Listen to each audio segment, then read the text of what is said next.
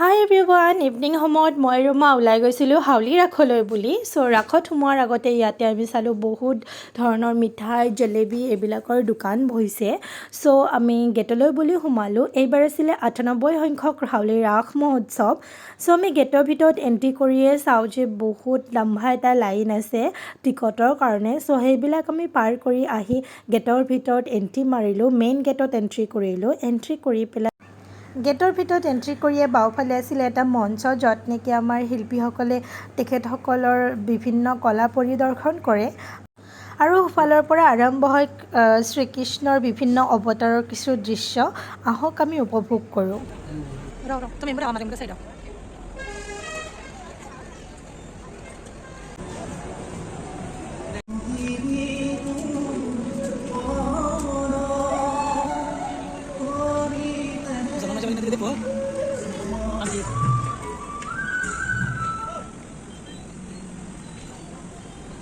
সেয়া উপভোগ কৰি আমি আহিলোঁ ভূপেন হাজৰিকাদেৱৰ কাৰণে বনোৱা শ্ৰদ্ধাঞ্জলি খণ্ডলৈকে। ইয়াতে আহি আমি বহুত ফটোজ ল'লোঁ, ভিডিঅ'জ ল'লোঁ। তাৰপিছত আমি হাউলি ৰাসৰ মষ্ট এট্ৰেক্টিভ প্লেচলৈ গ'লোঁ য'ত জুবিনদাৰ কাৰণে এটা শ্ৰদ্ধাঞ্জলি কৰ্ণাৰ বনোৱা হৈছে এক্সট্ৰাকৈ।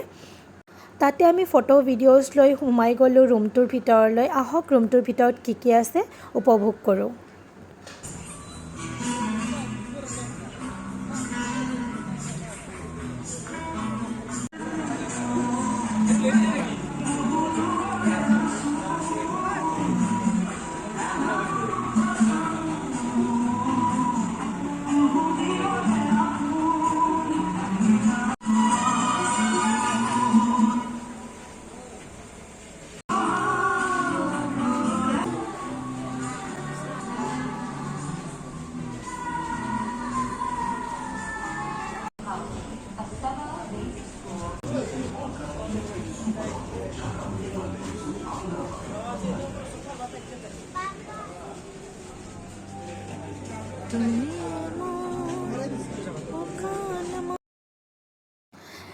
তেখেতৰ এই ছন্দটোৰ দ্বাৰা আমি ৰুমটোৰ টুৰ শেষ কৰি পেলাই আমি ওলাই আহি আন এটা ৰুমত সোমালোঁ য'ত তেখেতৰ বহুত কেইখন পৰ্ট্ৰেইট আছিলে আৰু তেওঁ গান গোৱা প্ৰতিটো গানৰ এলবাম ইয়াতে সংৰক্ষিত কৰি ৰখা হৈছিলে আৰু আনফালে আছিলে আমাৰ ভূপেন হাজৰিকাদেৱৰ এটি ফটো।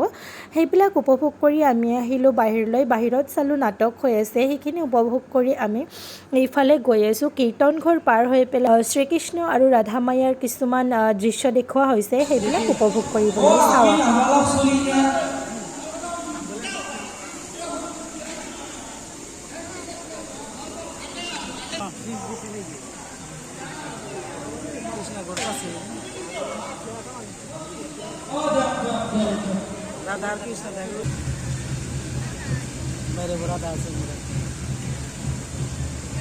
ৰাসলীলাৰ এই দৃশ্যবোৰ উপভোগ কৰি আমি মীনা বাজাৰলৈ বুলি ক'লোঁ। ইয়াৰ দ্বিতীয় খণ্ড আপোনালোকে নিশ্চয় চাব।